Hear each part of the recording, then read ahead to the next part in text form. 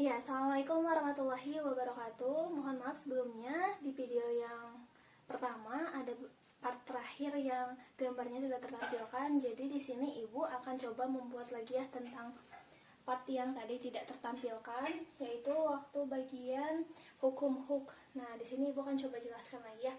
Nah, hukum huk ini dicetuskan oleh seorang ilmuwan namanya Robert Hooke yang menyatakan bahwa jika gaya tarik tidak melampaui batas elastis pegas, pertambahan panjang pegas akan sebanding dengan gaya tariknya. Di sini untuk pegas ya. Nah, pegas ini adalah salah satu benda yang elastis. Pertambahan panjang pegas katanya berarti apa? Delta L-nya akan sebanding dengan gaya tariknya, Sehingga dari percobaan yang si Robert Hooke ini lakukan, dia mendapatkan persamaan bahwa F sama dengan K dikali delta L. Nah, kalau di buku-buku kan delta X ya, berarti itu sama aja, mau delta X ataupun mau delta L. Nah, delta L-nya yang bagaimana Bu kalau misalnya di pegas misalnya ini punya pegas, digantung secara vertikal, ini keadaan awalnya ya, tanpa beban, lalu pegas itu digantungkan beban sehingga dia memanjang. Nah, memanjang. Jadi yang asalnya dia punya L-nya di sini, jadi memanjang, jadi di sini. Sehingga ini namanya delta L. Lalu di sini ada besaran baru yang muncul. Nah, ini namanya konstanta pegas.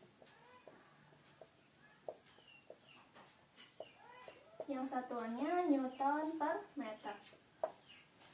Jadi setiap pegas itu punya konstanta. Nah, bagaimana Bu kalau misalnya pegasnya ada 2, ada 3, atau misalnya ada lebih gitu, lebih banyak gitu ya, tidak hanya satu.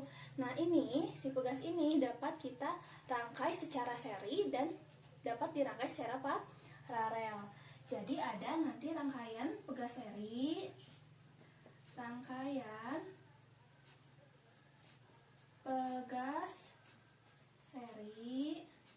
dan ada rangkaian pegas paralel.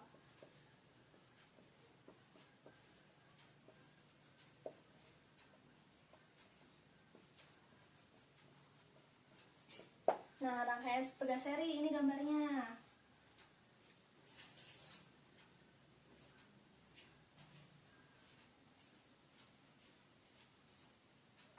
Nah, misalnya ini ada K1, ini ada K2. Nah, kita dapat mencari ini konstanta pegas penggantinya atau konstanta pegas gabungannya. Nah, karena ini secara seri, pada rangkaian pegas untuk mencari konstanta gabungan dari ketika dihubungkannya secara seri, yaitu 1 per K seri sama dengan 1 per K1 ditambah 1 per K2. Apa hanya 2 Bu? Tidak ya, karena ini Ibu contohkan hanya 2 pegas, jadi ini 2. Jadi kalau misalnya ada pegasnya 3, 4, 5, berarti tinggal ditambah saja. Nanti ditambah 1 per K3 dan seterusnya. Lalu rangkaian pegas paralel. Rangkaian pegas paralel ini coba Ibu gambarkan lagi. Nah, ini rangkaian pegas paralel. Jadi ini masih 2 pegas, tapi ini dirangkai secara paralel. Ini misalnya K1, ini K2. Nah, kebalikannya ya dari rangkaian pegas seri. Kalau untuk mencari konstanta pengganti atau konstanta gabungan dari rangkaian pegas yang paralel, itu tinggal K paralelnya atau konstanta paralelnya sama dengan K1 tambah K2.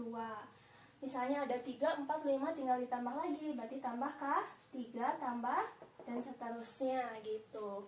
Ini mungkin mengingatkan ya waktu SMP pernah belajar mengenai rangkaian hambatan. Kalau rangkaian hambatan kebalikannya. Rangkaian hambatan secara seri dia tinggal ditambahkan ya. Kalau misalnya rangkaian hambatan secara paralel dia baru 1 per R gitu. Nah, ini jadi kebalikannya. Jadi kalau misalnya sudah hafal yang waktu itu rangkaian untuk pengganti hambatan, nah ini berarti kalau misalnya rangkaian pegas itu kebalikan dari rangkaian waktu hambatan gitu. Ya, mungkin sekian ya Semoga mengerti. Dan ini bisa dicatat di buku catatannya melanjutkan tadi materi yang terpotong. Ya, terima kasih. Wassalamualaikum warahmatullahi wabarakatuh.